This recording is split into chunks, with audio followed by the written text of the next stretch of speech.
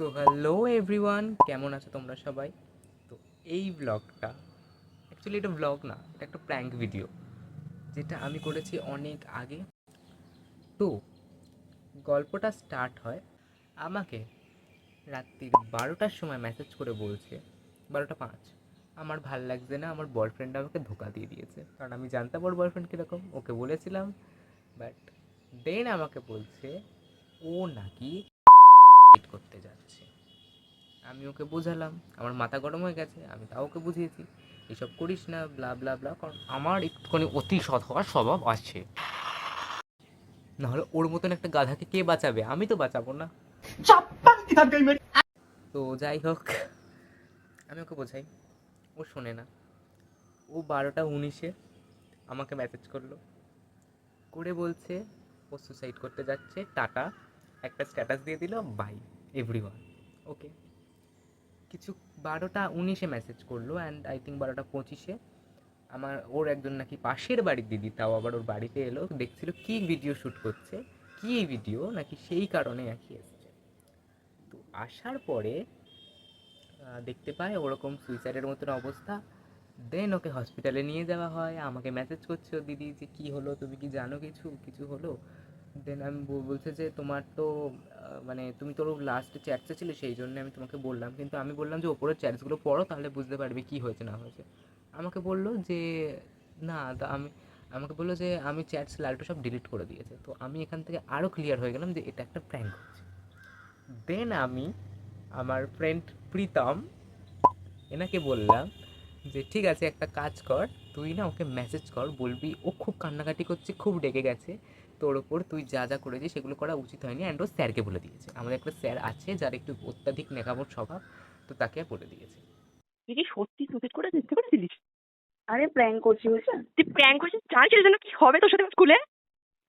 আরে আমি তো অঙ্কনের সাথে করেছি, অঙ্কন যদি আরে সবাইকে অঙ্কন বলবে। অঙ্কন ভেবেছে রিয়ালিটিতে হয়েছে ওটা।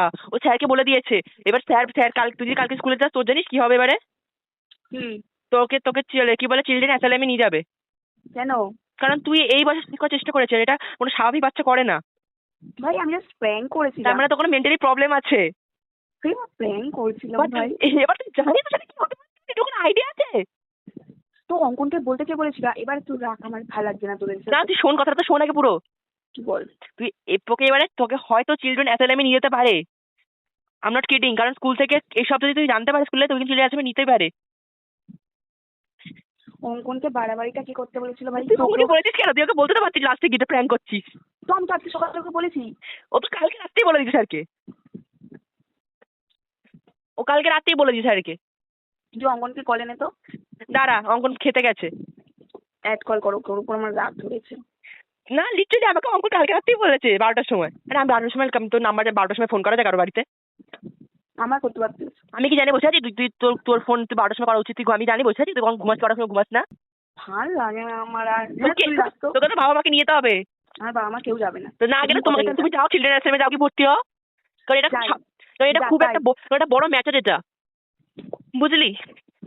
আরে আমি ইউটিউবের জন্য প্র্যাঙ্ক ভিডিও শুট করছি, দেখতে পাবি কোন কদিন পর। তাই বলে তুই তো অঙ্কটা পরে বলছিস যে প্র্যাঙ্ক হচ্ছে, সে তখনই রাত্রেবেলা রিয়ালিটি, ও তো চিন্তায় পড়ে গেছে।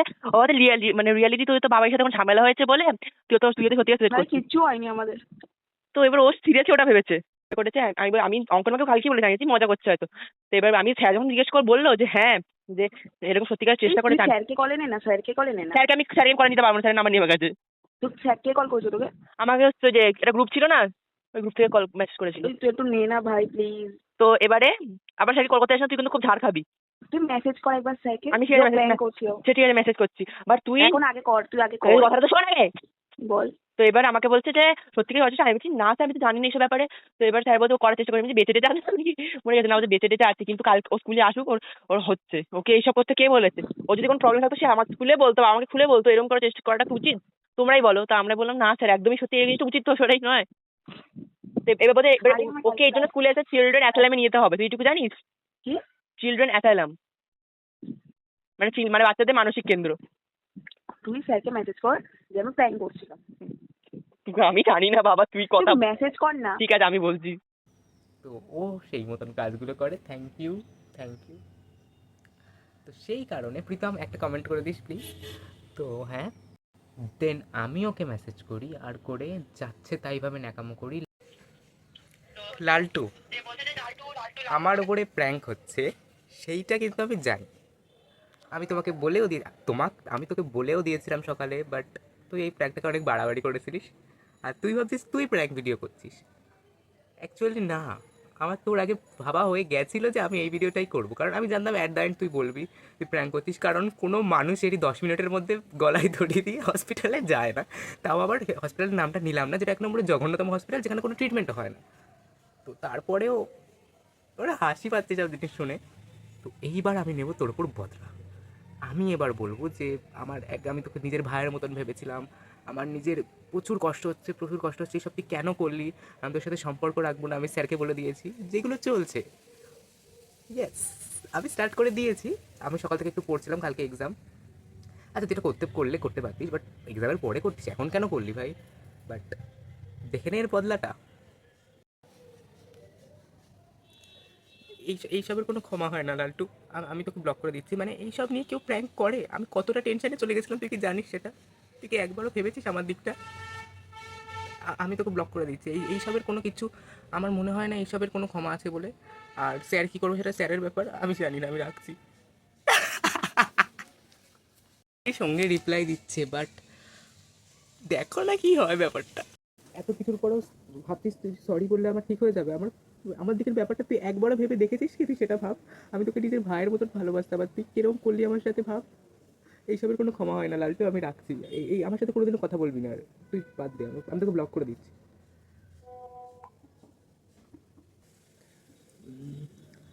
আমি তোর থেকে বড় প্র্যাঙ্ক ভিডিও করতে পারি রে। আমি ছোটোবেলা থেকে লোককে মজা করে আসছি। চলো শোনা যাক যে লালটু এবার আমাকে কি রিপ্লাই দিল। আমি এবার ওকে বলেছি আমার খুব কষ্ট হচ্ছে, আমি ওকে ভাইয়ের মতন ভালোবাসতাম, তোমরা তো দেখলেই। এবার দেখা যাক ও কি বলেছে। শোন, আমি যদি তোকে আমার সত্যি কথাটা বলতে পারতাম না, হয়ে যেত। কয়েকটা কথা না আমিও তোকে বলতে পারিনি, আর আশা করছি আমি নিজের ফ্যামিলিকে বলতে পারি। তো তোকে কি করে বলবো বল? ও বলেছে যে স্যার ওকে ফোন করে। আর একটা কথা হচ্ছে, তোকে আমি ভরসা করে বলেছিলাম, কিন্তু আমি জানি না যে তুই স্যারকে বলবি ভাই। আমি যদি জানতাম যে তুই স্যারকে বলবি না, আমি কখনো তোকে বলতাম না। পারো কি তুই ভেবেছিস আমার দিকটা আমার কতটা কষ্ট হয়েছে? তোর এটা ভাবা উচিত ছিল একবার লালটু। মানে আমি তোর থেকে এইটা আশা করিনি। সবারই পার্সোনাল কথা থাকতেই পারে, সেটা তুই আমাকে ভরসা করে বলেছিস, বাট ভরসা করে মানুষকে প্র্যাঙ্ক করা যায় না লালটু। এইগুলো তোর বোঝা উচিত ছিল। একটু ম্যাচিওর হ। আর জান না তোর বয়ফ্রেন্ড বিয়ে যে যা খুশি করুক না কে যা, আমার কাছে তুই ক্ষমা চাইলেও আমার কাছে তুই মানে একজন মানুষ হিসাবে অনেক ছোট হয়ে গেছিস। তাই আমি তোকে আর মানে কথাই আমি তোর সাথে বলতে চাই না। তুই স্কুলে দরকার হলে একবার মিট করিস, আর নাহলে না করলে নাও করতে পারিস। আমার কোনো দরকারই নেই তোর সাথে আর কথা বলার। আই থিঙ্ক আমাদের মানে আগেও আমাদের ঝামেলা হয়েছে ঠিকই, বাট আমরা সেটা মিটিয়ে নিয়েছি। বাট এইসব ঝামেলা মেটানো মানে সম্ভব না কখনো। তো হ্যাঁ, একে আমি এইসব বলে দিলাম। আমি তো কত লোকের সাথে কত প্র্যাঙ্ক করে বেরিয়েছি। তোর ভাবা উচিত ছিল আমার জন্য। অ্যাকচুয়ালি কত কষ্ট পেয়েছি আমি কালকে রাতে। আমি এটা আমার দিদিকে বলছিলাম, আর আমরা জোরে জোরে হাসছিলাম। লোক পাগল ভাবছিল হয়তো আমাদেরকে, কারণ ও আমাকে কালকে রাতে কী বলেছে, আর আমি কী ভিডিও করতে এসছে ওর দিদির 10 মিনিটের মধ্যে দেখতে এসে ওকে হসপিটালও নিয়ে চলে গেল। এটা কী ধরনের মজা? এটা কি দেখে বোঝা যায় না? মানে পাগলের মতন কথাবার্তা এর, আমার নিজের হাসি পাচ্ছে শুনে। আর ফার্স্ট অফ অল ও এখনও আন্ডার এজড, ও আমার থেকেও ছোটো 2 বছরের। তো অবভিয়াসলি ওকে তো মানে এইসব জিনিস করলে তো কোনো মানে মেন্টাল অ্যাসাইলামে নিয়ে চলে যাওয়া হবে। তো আবার এই বয়সে এইসব করছে। এখন আবার পাল্টে চাল আমার ওপরেই আসছে। বাট দেখো এবার আমি কি করি। দেখ তোর মধ্যে কি হয়েছে সেইটা তুই এক্ষুনি বললে তুই প্র্যাঙ্ক করছিস, আবার তুই এখন কি বললে আমি জানি না। তো এইসব কি হচ্ছে আমি সত্যি বুঝতে পারছি না। মানে এইগুলোর কোনো ক্ষমা হয় না লালটু। আর তুই আমাকে ভরসা করে কথাটা বলেছিস, আর আমি ভেবেছি যে তোর প্রাণ বাঁচানোটা সত্যি জরুরি, তাই আমি স্যারকে বলেছি। না হলে স্যারকে আমি কেন বলতাম? তোর কোনো কথাই আমি কাউকে বলি না, তুই সেটা নিজেও জানিস। তোর এটা একদমই করা উচিত হয়নি, একদমই করা উচিত হয়নি। তুই আমার সাথে সম্পর্ক রাখিস না। কুত্তা কোথাকার, আমার তার সাথে নাকি কী হয়ে যাবে ভাগ। আমি এটাই চেয়েছিলাম যে তোর সাথে স্কুলে যেন কিছুই হয় একটা, যাতে তোর এটা গার্জেন কল হয়, তোর প্রাণটা বেঁচে যায়, আমি সেটাই চেয়েছিলাম। তুই মরিবাজি, তুই জানিস তোর মানে আমি তোকে নিজের ভাইয়ের মতন ভালোবাসতাম, তা সত্ত্বেও মানে তুই এইসব আমার সাথে করছিস। আর এখন আবার বলছিস প্র্যাঙ্ক, একবার বলছিস প্র্যাঙ্ক নয়, কি আমি বুঝতে পারছি না। আমি জানি না কী হবে তোর সাথে স্কুলে, তুইও জানিস, আমি নিজে জানি না। তুই আয়, তারপরে গার্জেন কল বা সাসপেন্ড বা কী হবে আমি জানি না। আর না হলে হোমে নিয়ে চলে যেতে পারে, মানে চাইল্ড হোম। তো আমি জানি না কী হবে তোর সাথে, কারণ আমাদের স্কুলের সাথে রিয়েলি কন্ট্যাক্ট আছে, আর বিশেষ করে তো এর সাথেও আছে। তো সেই কারণেই আমি বলছি, এবার তুই এবার পাক্কা শিওর করে বল এটা প্র্যাঙ্ক নাকি প্র্যাঙ্ক না, কারণ আমি নিজেও বুঝতে পারছি না। এইটা যে প্র্যাঙ্ক সেটা আমিও জানি, ও জানি, প্রীতমও জানি, এইসব নাটক আমার সামনে চলে না, বুঝেছো? লাস্টে আমাদের কিছু শ্যুটের প্ল্যান ছিল, সেই কারণে আমি এইটা ক্যান্সেল করি। আমি ভাবলাম যে না, ওকে কালকে এসে ডাইরেক্ট একটা ভিডিও করেই আমি ওকে পুরো জিনিসটা রিভিল করব। তো তারপরে দেখে নাও কী হলো। এবার মানে আমাদের এক্সাম শেষ হয়ে গেছে, আমরা এই চোখ দেখাতে এসছি এনার। তো যাই হোক, এই যে তা আমার ওপর এত বাজে তুই একটা প্র্যাঙ্ক করতে পারলি লালটু। কদিন পর ভিডিও আসবে গাইস ইউটিউবে। এবার আমি একটা কথা বলি, আমি না কেঁদেছিলাম, না কিছু করেছিলাম, ওটাও আমার প্র্যাঙ্ক ছিল। নীলাঞ্জন স্যারকেও কিছু বলি। প্র্যাঙ্ক হয়েছে তোর সাথে।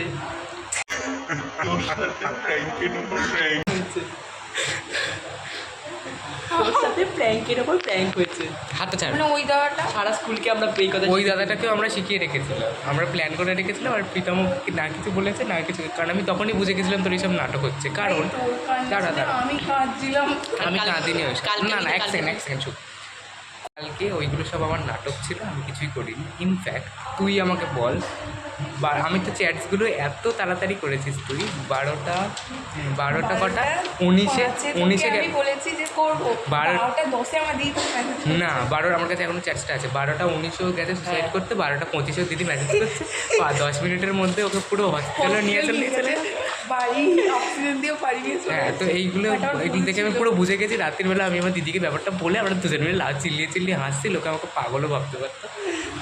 আর আমি তোকে কালকে ইচ্ছে করে ফোনটা করেছিলাম। হ্যাঁ, মাই কি আমার কাছে সব রেকর্ডিংগুলোও আছে। আমার ধুক করছি, জানি তো কথাবার্তা শুনে আমি বুঝে গেছি। আমি তার জন্য আরো একটু ভিড় এবার ছিলাম। আমার প্র্যাঙ্কস্টারের সাথে আরেকবার প্র্যাঙ্ক করার চেষ্টা করিস, এটাই বলতে চাই।